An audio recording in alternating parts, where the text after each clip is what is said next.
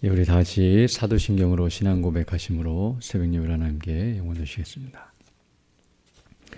전능하사 천지를 만드신 하나님 아버지를 내가 믿사오며 그 외아들 우리 주 예수 그리스도를 믿사오니 이는 성령으로 잉태하사 동정녀 마리아에게 나시고 본디오 빌라도에게 고난을 받으사 십자가에 못 박혀 죽으시고 장사한 지 사흘 만에 죽은 자 가운데서 다시 살아나시며 하늘에 오르사 전능하신 하나님 우편에 앉아 계시다가 죄로서 산자와 죽은 자를 심판하러 오시리라. 성령을 믿사오며 거룩한 공회와 성도가 서로 교통하는 것과 죄를 사하여 주시는 것과 몸이 다시 사는 것과 영원히 사는 것을 믿사옵나이다. 아멘. 찬송가 347장, 새 찬송가는 212장, 겸손히 주를 섬길 때. 347장, 212장 함께 찬양되겠습니다. 겸손히 주를 섬길 때 괴로운 일이 많으나 구주여 내게 힘주사 잘 감당하게 하소서. 인자한 말을 가지고 사람을 감화시키며 갈 길을 잃은 무리를 잘 인도하게 하소서. 구주의 귀한 인내를 깨달아 알게 하시고 굳건한 믿음 주셔서 늘 승리하게 하소서. 장래의 영광 비추사 소망이 되게 하시며 구주와 함께 살면서 참 평강 얻게 하소서. 아멘. 하나님 말씀은 욥기 39장 13절로 18절 말씀입니다.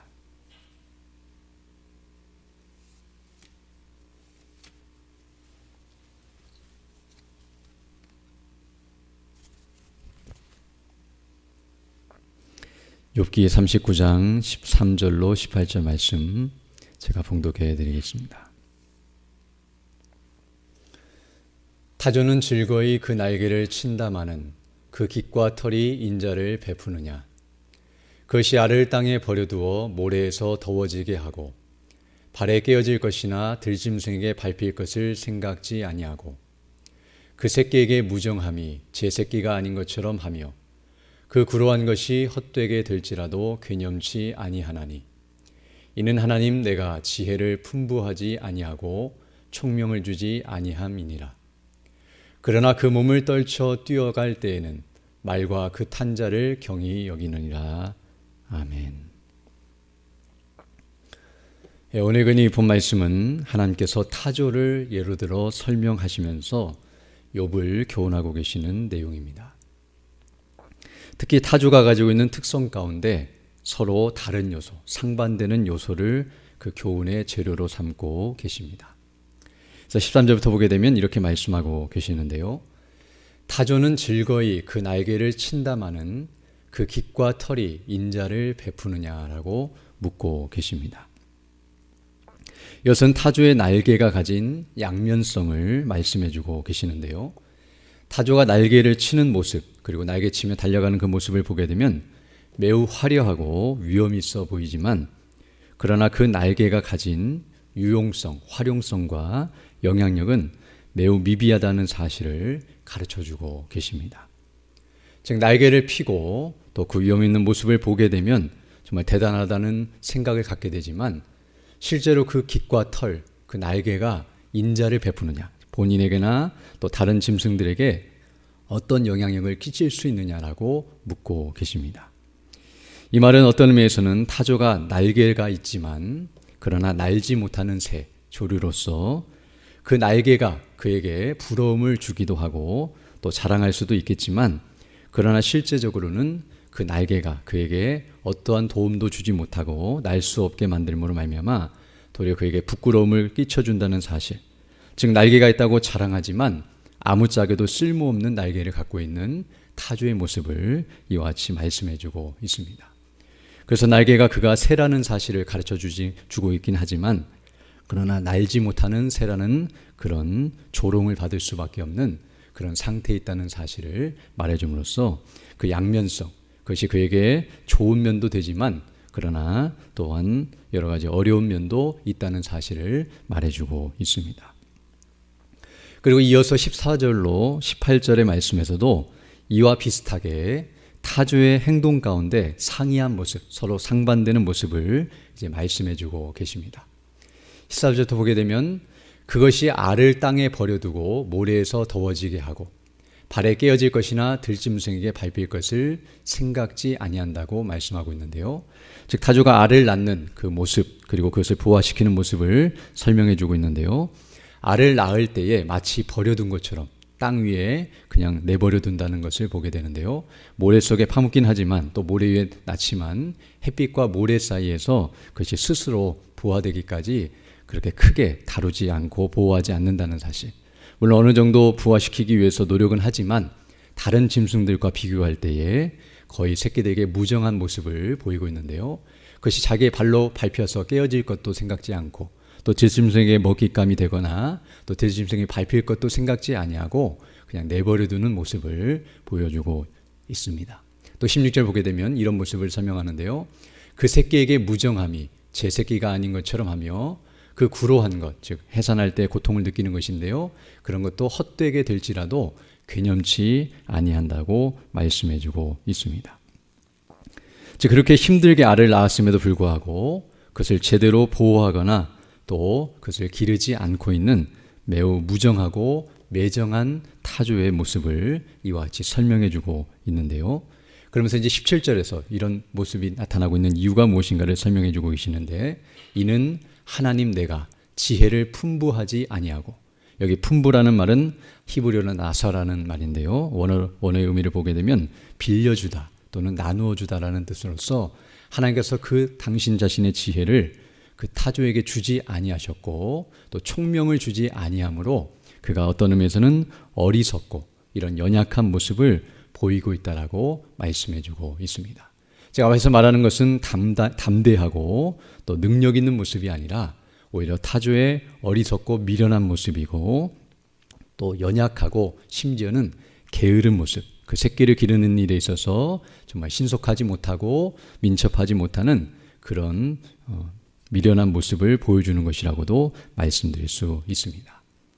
그러나 이제 18절을 보게 되면 그럴지라도, 그러나라고 시작함으로써 이와 같이 타조가 미련하고 무능력해 보인다 할지라도 그 몸을 떨쳐 뛰어갈 때에는 말과 그 탄자를 경히 여기느니라 라고 말씀함으로써 타조가 이렇게 연약해 보이지만 그러나 공격을 당하거나 맹수로부터 공격을 당하거나 위험한 상황에 처하게 되면 그것이 도망치면서 그 몸을 보호하는 일에 있어서는 매우 민첩하고 지혜로우며 능력 있는 모습을 보인다라고 말해주고 있습니다.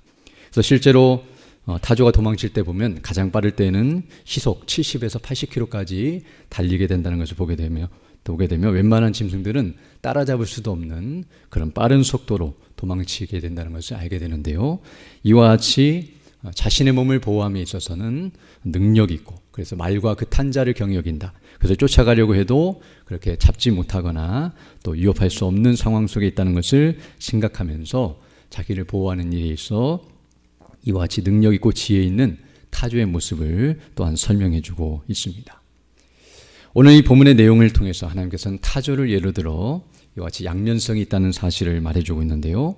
이것을 통해서 하나님께서는 바로 지혜 있고 능력 있어 보인다 할지라도, 즉 겉으로 볼 때는 그렇게 위험차고 또 화려해 보인다 할지라도 그 이면을 보게 되면 미련하고 무능력한 모습도 있다는 사실을 우리에게 가르쳐주고 있습니다.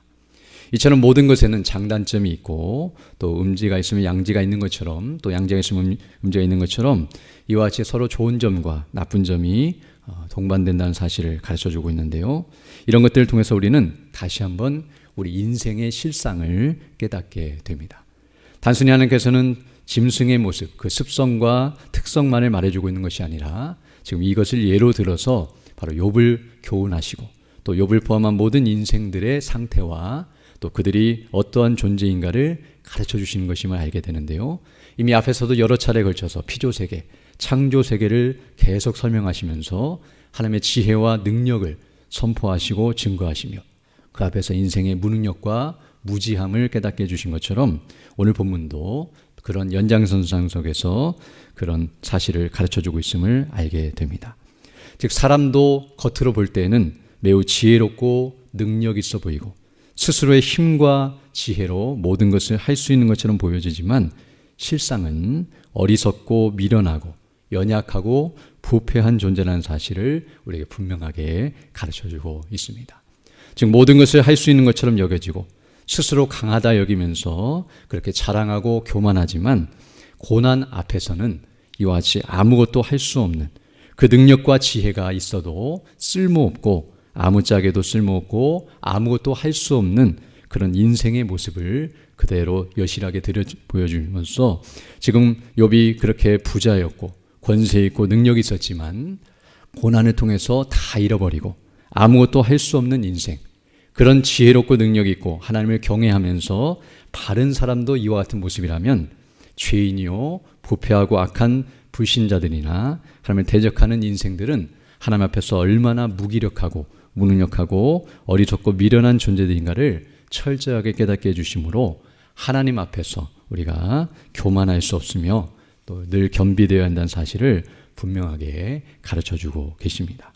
앞에서 설명한 것처럼 날개가 있기는 하지만 그 날개가 아무 소용이 없는 것처럼 인생도 모든 것을 다 가지고 있는 것처럼 여겨지지만 하나님께서 치시고 또 하나님의 능력 앞에서는 아무짝에도 쓸모없는 인생이라는 사실을 우리에게 분명하게 가르쳐주고 계십니다.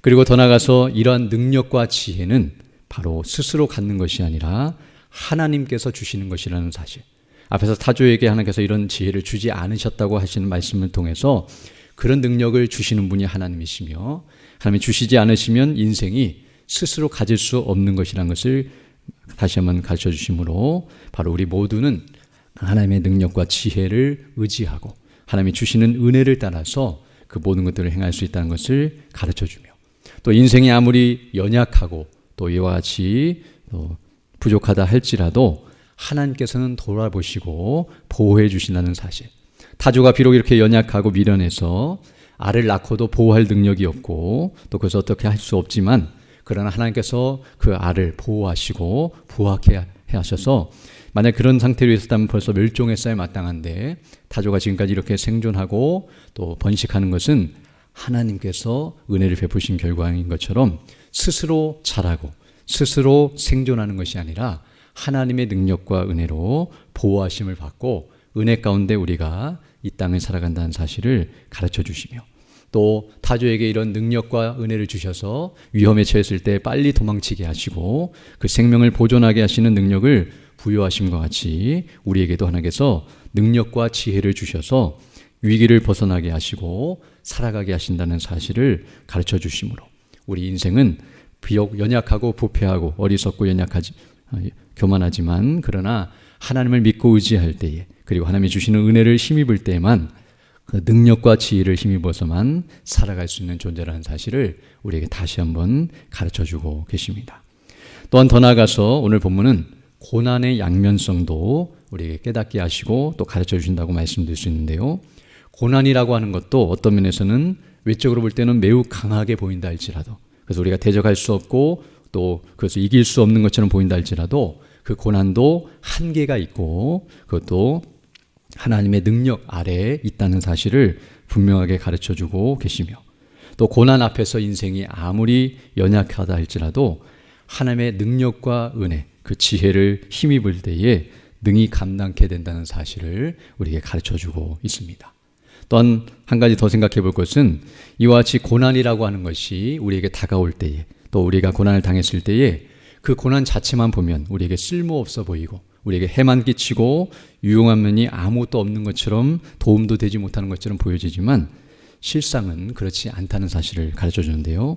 타조의 날개가 앞서 말씀한 것처럼 그로 하여금 날아가게도 못하고 그 알을 품거나 보호하는 일에도 쓸모가 없지만, 그러나 그 날개는 도망칠 때에 날개를 피며 도망치게 되면 균형을 잡게 되어서 더 빨리 뛸 수 있도록 도와주며, 또 그 연약한 몸을 그 날개가 보호해 줌으로써 타조가 사막이나 광야 지역에서 살 때에도 추위와 더위를 이겨내면서 그 몸을 보호하게 된다는 사실을 알게 되는데요.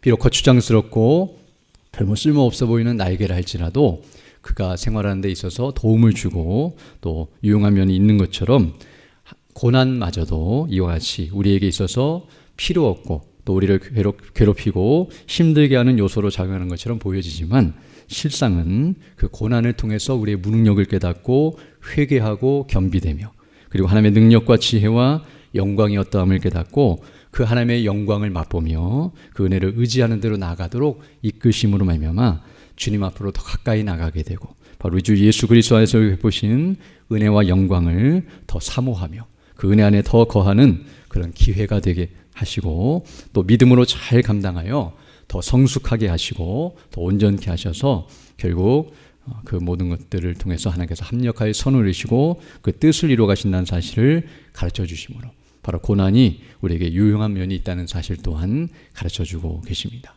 그럼 우리는 항상 어떠한 자리에 있든지 그 자체만을 생각하면서 두려워하거나 염려하는 것이 아니라, 또 연약하다고 생각하면서 스스로 낮아지고 스스로 힘들어하거나 연약한 가운데 처하지 아니하고 오히려 하나님을 의뢰하고 신뢰하면서 믿음으로 반응하며 그 능력을 힘입어서 승리하고 주께 영광 돌리는 믿음의 일꾼들이 되어야 할 줄로 믿습니다. 이런 은혜를 달라고 간구하시며 또 믿음으로 살아가는 복된 삶이 되기를 간절히 소망합니다. 함께 기도드리겠습니다. 걸어가시고 자비로우신 아버지 하나님, 감사를 드립니다. 지난밤에도 우리에게 은혜를 더하여 주시고 또 이렇게 다시금 새날 새 아침을 시작하며 주께 경배하며 영광 돌릴 수 있도록 은혜 베풀어 주심을 감사드립니다.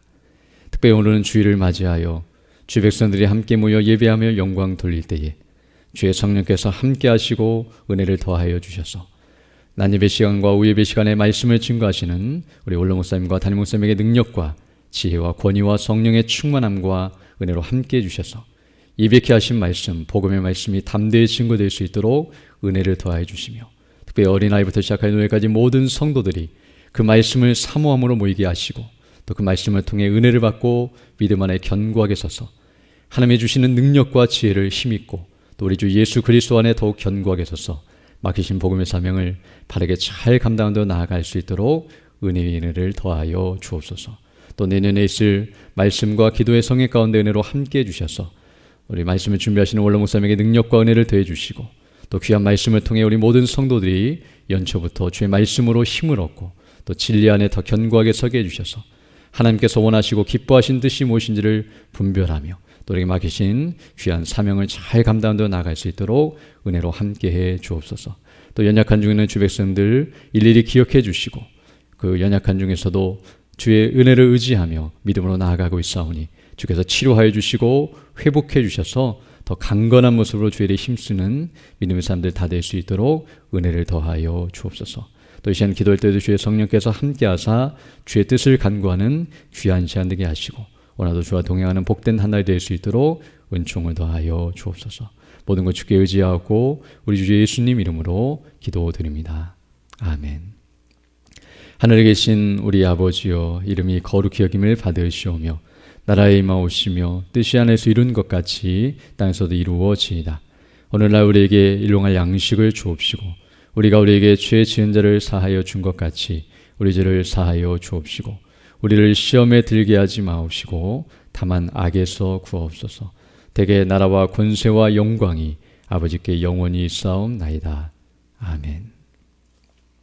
기도하시고 귀가하시기 바랍니다.